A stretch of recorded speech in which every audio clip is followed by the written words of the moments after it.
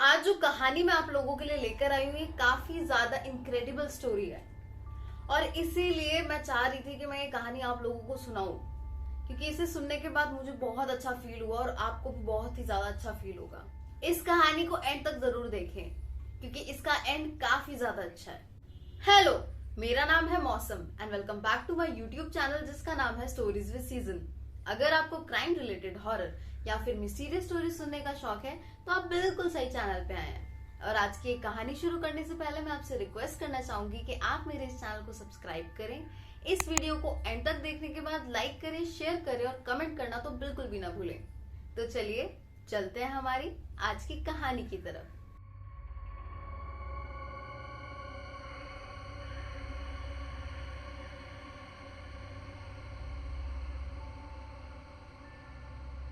हमारी आज की कहानी फोकस करती है एक औरत की तरफ जिसका नाम था वर्ना स्यू वाइट। वर्ना की एज थी 38 साल और वो शादीशुदा थी। उनके 3 बच्चे थे और वो और उनके हस्बैंड एक दूसरे को हाई स्कूल से जानते थे। लेकिन दुख की बात यह है कि धीरे धीरे टाइम के साथ साथ उनके हस्बैंड उनको लेके फिजिकली और मेंटली दोनों तरफ से अब्यूजिव हो गए। वो वर्ना को हर तरह से टॉर्चर करते थे। लेकिन वर्ना ने डिसाइड किया कि वो अपने बच्चों को इस माहौल में नहीं पालेंगी। वो नहीं चाहती थी कि उनके बच्चों की मेंटल हेल्थ खराब हो जाए। इसीलिए फाइनली वो अपने हस्बैंड को डिवोर्स दे देती हैं और अपने बच्चों को लेकर मूव आउट कर जाती हैं। काफी साल बीत जाते हैं वर्ना को स्ट्रगल करते करते और फाइनली 2006 में उनकी एक स्टेडी जॉब लग जाती है एक हेयर ड्रेसर के पास। और इतना ही नहीं, वो इतना कमा लेती हैं कि फाइनली वो अपना एक खुद का घर खरीद लेती हैं शेरोकी काउंटी जॉर्जिया में। तो जैसा कि मैंने आपको बताया कि उनके 3 बच्चे थे, तो उन तीनों बच्चों में से सबसे बड़ी बेटी जो थी वो 18 साल की थी, उनका छोटा बेटा जो था वो 17 साल का था और सबसे छोटी बेटी 7 साल की थी। उन चारों की लाइफ एकदम परफेक्ट चल रही थी, एकदम पॉजिटिव। वरना अपने बच्चों को वो सब प्रोवाइड कर पा रही थी जो वो प्रोवाइड करना चाहती थी। एक अच्छा एनवायरनमेंट, एक घर और सारी की सारी बेसिक नीड्स वो सब पूरी कर रही थी अपने बच्चों की। 2006 के शुरुआत में वर्ना एक दिन अपनी एक फीमेल फ्रेंड के साथ एक क्लब जाती है कुछ ड्रिंक्स के लिए। वहां उनकी मुलाकात होती है उनके एक पुराने हाई स्कूल फ्रेंड से जिनका नाम होता है जेरोल्ड आर्थर ली। अब ये जो जेरोल्ड है ये वर्ना के एक्स हस्बैंड का फ्रेंड होता है।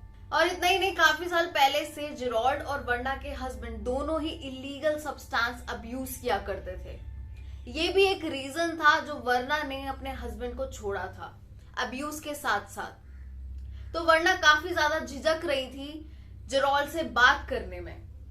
और जेरोल्ड वर्ना की एक फ्रेंड का एक्स हस्बैंड भी था। लेकिन क्योंकि वर्ना काफी ज्यादा स्वीट थी नेचर में और वो अब मिली गई थी उसको, तो वो इग्नोर नहीं करना जानती थी।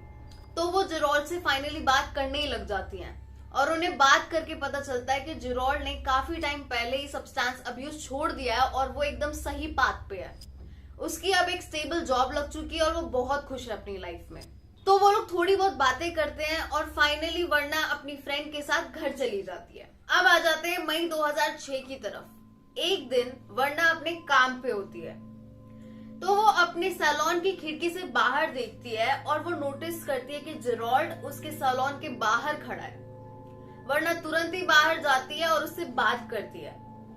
जेरोल्ड उसको बताता है कि उसकी लाइफ में सब कुछ खराब होने लग गया दोबारा से और वो उससे बात करना चाहता है। तो वर्ना उसको एज अ फ्रेंड सहानुभूति देती है और उसके साथ नंबर एक्सचेंज कर लेती है इन केस अगर वो उससे कोई बात करना चाहता है। तो वर्ना काफी ज्यादा फ्रेंडली नेचर की होती है और वो अपने दोस्त की सिर्फ मदद करना चाहती है। अब सेम दिन जब रात हो जाती है तब जेरोल्ड वर्ना के घर पहुंच जाता है। वर्ना उसको आराम से वेलकम करती है घर में। वो एकदम फ्रेंडली नजर आ रहा होता है, वो उससे बहुत अच्छे से बात कर रहा होता है। तो वो काफी देर तक चैट करते हैं, अपने पुराने दिनों के बारे में याद करते हैं। इतने में जेरोल्ड वर्ना को कहता है कि मैं तुमसे एक कन्फेशन करना चाहता हूँ। तो वर्ना उसको बोलती है कि बिल्कुल करो, क्या कन्फेशन करना है। जेरोल्ड उसको बोलता है कि एक्चुअल में मैं तुम्हारे लिए फीलिंग्स डेवलप करने लगा हूं और आई थिंक हमें रिलेशनशिप में आ जाना चाहिए, हम दोनों बहुत अच्छा पेयर बनेंगे। वर्ना इस बात को सुन के थोड़ी सी सरप्राइज हो जाती है और वो उससे पोलाइटली बोलती है कि देखो हम दोनों दोस्त हैं और मैं इस दोस्ती को खराब नहीं करना चाहती, प्लस तुम मेरी फ्रेंड के एक्स हस्बैंड हो और मेरे एक्स हस्बैंड के फ्रेंड हो, तो ये सिचुएशन काफी अजीब है। और मैं सीरियसली बताऊं तो मैं अपने बच्चों की खुशी पे ज्यादा फोकस करना चाहती हूँ। मैं अभी किसी भी रिलेशनशिप के बारे में नहीं सोच सकती। उसकी ये सब बातें सुनकर जिरॉल्ड उससे माफी मांगता है और कहता है कि तुम्हारी सारी बातें ठीक है, मैं बिल्कुल एग्री कर रहा हूँ और मुझे माफ कर दो, मैं आगे से ये सब नहीं बोलूंगा तुम्हें। लेकिन कुछ देर बाद ही वर्ना की 17 साल की बेटी जब कमरे में आती है और वर्ना को थोड़ा सा कुछ रूड वे में बोल देती है, तो इस बात पे जो जिरॉल्ड होता है वो एकदम से स्विच हो जाता है। उसका मूड एकदम से बदल जाता है और वो बहुत ही ज्यादा गुस्से में आ जाता है। वो वर्ना की बेटी पे बहुत तेज चिल्लाता है और उसे कहता है कि आइंदा अगर तूने अपनी मम्मी से इस तरीके से बात की तो मैं तुझे बहुत मारूंगा। उसकी ये बात सुन के वर्ना काफी ज्यादा हक्की बक्की रह जाती है कि इसकी इतनी हिम्मत कि मेरे घर पे आके मेरी बेटी को इस तरीके से धमकी दे रहा है। वो तुरंत ही उसको उस घर से जाने को बोलती है और वो बिना कुछ बोले चला भी जाता है। जिरॉल्ड की इस हरकत से वर्ना समझ जाती है कि इसने वापस से इलीगल सब्सटेंसेस लेना शुरू कर दिया है। अब वो जिरॉल्ड को कंप्लीटली इग्नोर करना शुरू कर देती है क्योंकि उसे पता चल जाता है कि ये इंसान बिल्कुल भी ठीक नहीं है, ना मेरे लिए ना मेरी फैमिली के लिए, एज अ फ्रेंड भी ठीक नहीं है। अब काफी सारे वीक्स बीतते जाते हैं और उन वीक्स के बीच में जिरॉल्ड वर्ना को काफी सारे टेक्स्ट और मैसेजेस करता है। वो काफी सारे मैसेजेस में लिखता है कि हमें रिलेशनशिप में आ जाना चाहिए, हम एकदम बेस्ट कपल है, तुम समझ क्यों नहीं रही हो, और देखना एक दिन हम दोनों जरूर आएंगे रिलेशनशिप में। उसको ये सब मैसेजेस कर करके वो परेशान कर रहा होता है। वरना उसको हर बार मना करती है और बोलती है कि तुमने इतनी हिम्मत करी कि तुम मेरी बेटी पे चिल्ला रहे थे, तुम हमारे लिए बिल्कुल भी ठीक नहीं हो और कोई चांस नहीं है कि मैं तुमसे अब दोस्ती भी रखूंगी। लेकिन जिरॉल्ड को वर्ना की बातें समझ नहीं आ रही होती। उसे वर्ना की ना तो लगी नहीं रही होती। टाइम के साथ साथ जिरॉल्ड के अंदर इतनी ज्यादा हिम्मत आ जाती है कि अब वो वर्ना के घर के पास आके उसके दरवाजे को इतनी जोर जोर से खटखटा के चला जाता है और ये चीज महीनों तक चलती है। अब आ जाते हैं 5 नवंबर 2006 की तरफ। रात के 9:15 बजे वर्ना की जो सबसे छोटी बेटी होती है, जो 7 साल की होती है, वो अपने कंप्यूटर पे कुछ बना रही होती है। वो अपनी मम्मी को अपने रूम में बुलाती है वो चीज दिखाने के लिए। वर्ना अपनी छोटी बेटी के रूम की तरफ बढ़ती है, उसके रूम के अंदर जाती है और वो चीज देखने लग जाती है। इतने में वर्ना और उसकी छोटी बेटी को जोर की आवाज आती है कांच टूटने की। वर्ना बहुत ज्यादा घबरा जाती है, तो वर्ना समझ जाती है कि कोई घुसपैठिया आ गया घर में। अब वर्ना क्या करती है, वो धीरे धीरे करके अपने घर के फ्रंट डोर की तरफ चल पड़ती है देखने के लिए कि क्या हुआ है एक्चुअल में। वो देखती है कि उसके घर के फ्रंट दरवाजे का शीशा तोड़ा हुआ है किसी ने और एक हाथ निकल के आ रहा है बाहर से अंदर की तरफ, और वो हाथ डोर को अंदर से अनलॉक करने की कोशिश कर रहा है। विद इन सेकेंड्स दरवाजा अनलॉक हो जाता है और घर के अंदर घुसता है एक आदमी जिसने अपने फेस के ऊपर मास्क लगाया हुआ होता है। उसके हाथ में होती है एक राइफल। वो ये सब देख के काफी ज्यादा घबरा जाती है और उसको रियलाइजेशन हो चुका होता है कि उस मास्क के पीछे और कोई नहीं, जिरॉल्ड है। अब जिरॉल्ड क्या करता है, उस राइफल को लेके वर्ना की तरफ पॉइंट करता है और उसको फोर्सफुली लिविंग एरिया के अंदर ले जाता है।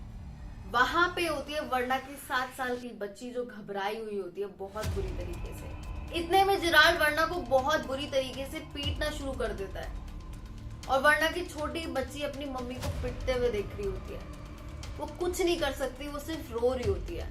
अब जिरॉल्ड वर्ना की तरफ दोबारा से वो गन पॉइंट करता है और उसको फोर्सफुली वर्ना के बेडरूम में ले जाता है। वहां पे वो उसको ऑर्डर देता है कि वो अपने सारे कपड़े उतार दे, जिसके बाद वर्ना समझ जाती है कि वो उसके साथ क्या करने वाला है। वो काफी ज्यादा डरी हुई होती है। वो वर्ना का रेप करता है, वर्ना रेजिस्ट करने लग जाती है तो वो चिढ़ जाता है बहुत बुरी तरीके से। गुस्से में आके वो वर्ना की तरफ राइफल पॉइंट करता है और ट्रिगर दबा देता है।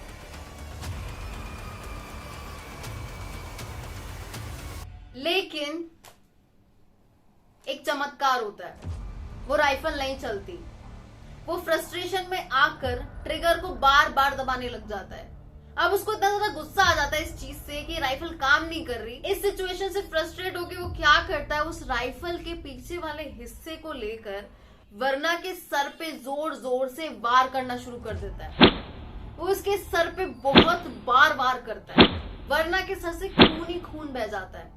इतने में जब जिरॉल्ड का हो जाता है, जब उसको लगता है कि हाँ अभी के लिए बहुत मार लिया मैंने इसको, वो वर्ना को कहता है कि चल अब अपनी बेटी को बुला। जब ये बात वर्णा सुनती है और वो रियलाइज करती है कि वो उसकी बेटी को क्यों बुलाने को बोल रहा है, तब उसके अंदर एक अलग ही तरीके का गुस्सा आ जाता है। एक बहुत ही बुरी वाली रेज आ जाती है उसके अंदर। उसको लगता है कि ये मेरी छोटी बच्ची को हार्म करने का सोच रहा है। वर्णा की जो बच्ची होती है वो घर में कहीं जाके छुप जाती है। इतने में क्या होता है, इसी बीच जिरॉल्ड का पूरा ध्यान वर्णा के पर्स की तरफ चला जाता है।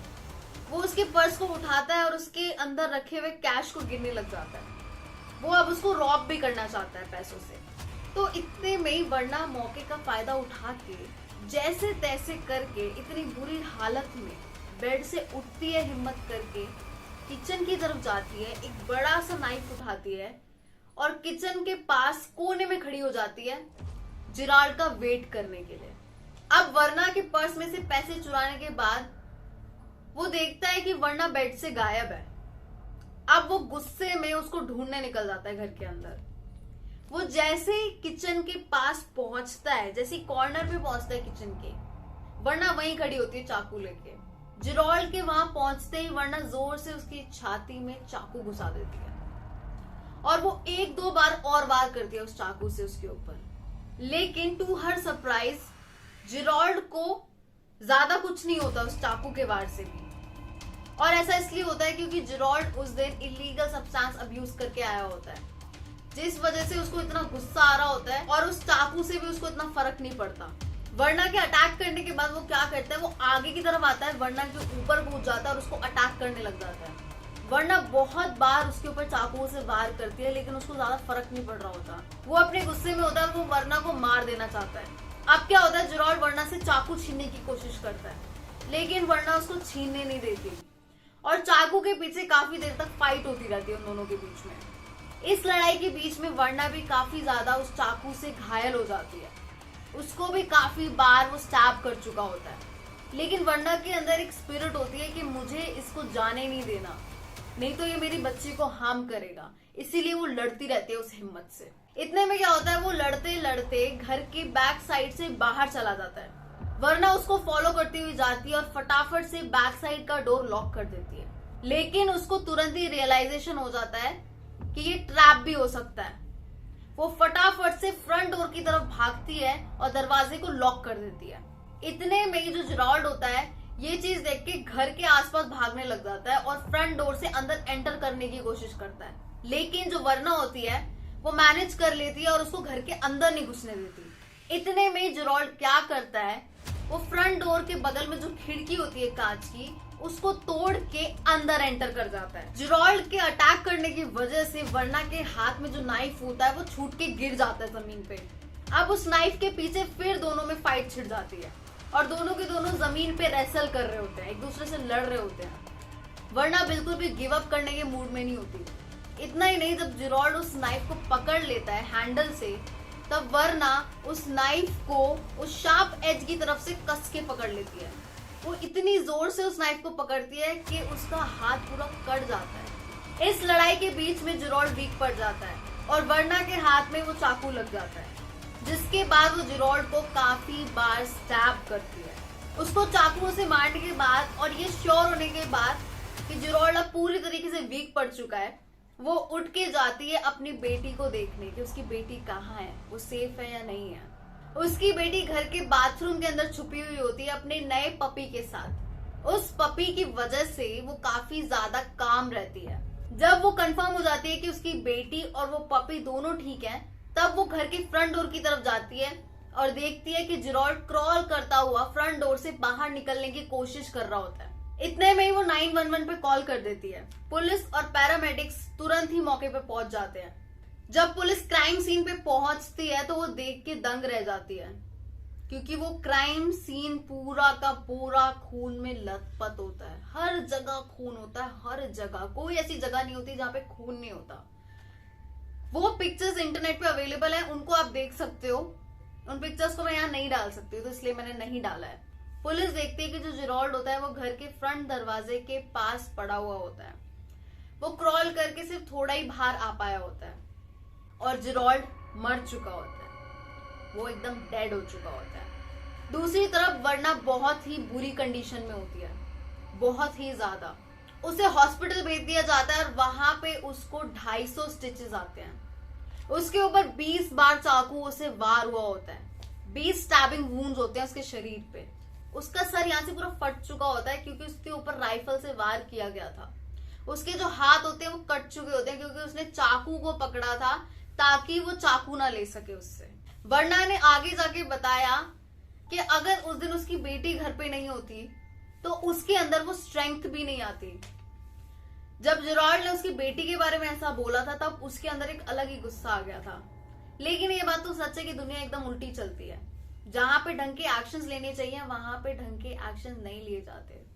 वर्ना अपने बच्चों की कस्टडी खो देती है और उसके ऊपर ये एलिगेशंस लगाए जाते हैं कि वर्ना गलत कंपनी में रहती है, गलत लोगों के साथ रहती है, जो कि उसके बच्चों के लिए भी थ्रेट है। यानी कि वो विक्टिम को ही पूरा ब्लेम कर देते हैं, वो सारा ब्लेम वर्ना के ऊपर डाल देते हैं। ये विक्टिम ब्लेमिंग हर जगह चलती है, चाहे कोई भी कंट्री हो, हर जगह। अपनी बेटी की जान बचाने के लिए तो वो लड़ी, लेकिन उसके बाद वो कोर्ट से भी बहुत लड़ी और फाइनली जाके 28 जनवरी 2007 को उसको अपने बच्चों की कस्टडी वापस मिल गई और उसकी पूरी फैमिली रीयूनाइट हो गई। वर्ना की हिम्मत की दाद देनी पड़ेगी। उसने किस तरीके से फाइट ली उस इंसान के साथ और उसको फाइनली मार भी दिया। उसने अपने बच्चों की मेंटल हेल्थ के लिए उसके अब्यूजिव पति को छोड़ा। उसके बाद वो इंडिपेंडेंट बनी। काफी साल लग गए लेकिन वो अपने पैरों पे खड़ी हुई। उसने अपना घर खरीदा, अपने बच्चों को अच्छी एजुकेशन प्रोवाइड कर रही थी, अच्छा घर प्रोवाइड कर रही थी। और जब उसकी बच्ची को प्रोटेक्ट करने की बात आई तो वो उसमें भी खरी उतरी और ऐसी मदर से उसके बच्चों की कस्टडी छीन ली गई। ये दुनिया कुछ अलग ही तरीके से काम करती है, शायद बहुत ही अलग तरीके से। अच्छे लोगों के साथ बुरा करते हैं लोग और बुरे लोग ऐसे ही घूम रहे होते हैं। So that's it for today. Hopefully आपको आज की स्टोरी पसंद आई होगी और अगर आपको मेरा ये स्टोरी सुनाने का तरीका पसंद आ रहा है तो प्लीज मेरे इस चैनल को सब्सक्राइब कीजिए, मुझे सपोर्ट कीजिए। इस वीडियो को लाइक करें, शेयर करें और कमेंट करना तो बिल्कुल भी ना भूलें। तो चलिए मिलते हैं हमारी नेक्स्ट वीडियो में। Till then thank you so much and bye bye.